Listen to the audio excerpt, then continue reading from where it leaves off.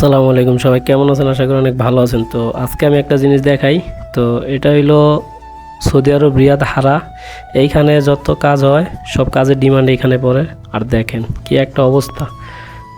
আহো বাতি যাও, বিদেশ আর আইবা আর আয়ো, দেখো কি অবস্থা। মানুষ কাজের জন্য কতটা হাহাকার করতেছে এখানে। পুরা সৌদি শহরের যত কাজ হয় সব কাজের এইখানে ডিমান্ড পড়ে। তো এইখানে সবাই আসে ডিমান্ড লাগানোর জন্য। তো দেখেন আশেপাশে কত লোক, কি পরিমাণ লোক ভাই। এগুলা সব বেকার ভাই, এখানে আরও আছে ভাই, অভাব নাই লোকের।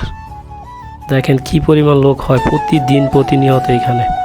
দুপুর একটা থেকে 2টা 3টা পর্যন্ত, মানে প্রায় 3 ঘন্টা এরকম যানজট থাকে। 3 ঘন্টা যেই কাজ করে সেই কাজের ডিমান্ড পড়লে কাগজ জমা দেয়, তারপরে এখান থেকে কাজ লাগায়। এই জায়গাটার নাম হলো ডিমান্ডগুলি, ঠিক আছে? আবার কেউ কেউ বলে টেনশনগুলিও।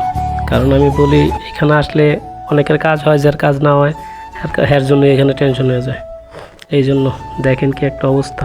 সবাই ভালো থাকবেন, এগুলা দেখেন।